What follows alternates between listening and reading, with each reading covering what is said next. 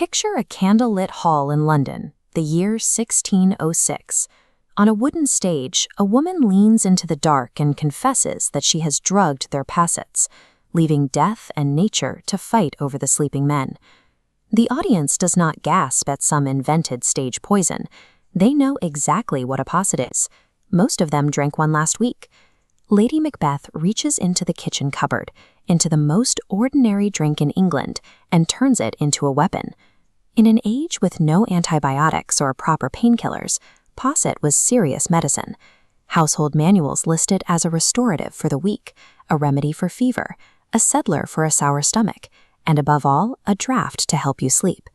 In 1620, the physician to King Charles I recorded handing him a posset as treatment.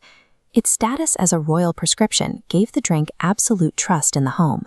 To see how this drink was made, we can look at a bestseller from 1669, Sir Kenelm Digby's collected recipes. Tucked inside is a formulation he calls My Lord of Carlisle's Sack-Posset. To understand how an ordinary cup of milk carried enough menace to orchestrate a stage murder, we must physically recreate Digby's recipe and test its legendary sedative powers. At its heart, a posset relies on a specific chemical reaction. You take hot dairy and pour in something sharp and alcoholic. The milk curdles, splitting into soft curds floating in hot liquid. To a Tudor drinker, this curdling was the whole point. The alcohol driving that split was usually sack, a strong, sweet, imported Spanish wine, similar to modern sherry. Digby's specific recipe demands 18 egg yolks and 8 whites, beaten together until they are smooth and kale. Digby finishes the drink with ambergris, a waxy, intensely perfumed secretion from the gut of a sperm whale. In the 17th century, this was one of the most expensive flavorings available to the rich. The 18 eggs and the whale-derived perfumes move this version of the drink beyond simple medicine. Digby designed this recipe as a showpiece to broadcast a household's wealth. Building the drink requires a precise physical maneuver. You heat thick cream with cinnamon, mace, and nutmeg, and then you pour that boiling cream from a height of at least 1 foot down into the cold wine and eggs.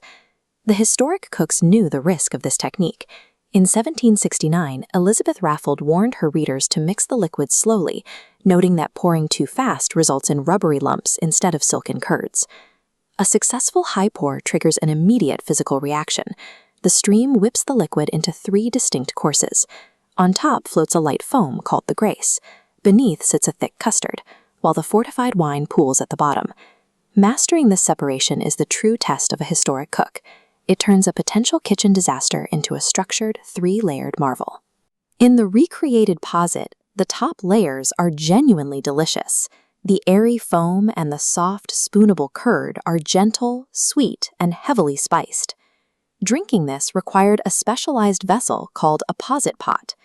Its long spout originates at the base, allowing the user to suck the warm wine from the bottom while spooning the curded top directly from the bowl. The bottom layer provides a harsh contrast to the foam. This deep pour of hot wine, thick with 18 egg yolks and sugar, is heavy and rich to the point of being overwhelming. By sheer caloric and alcoholic weight, a full posset functions as a sedative.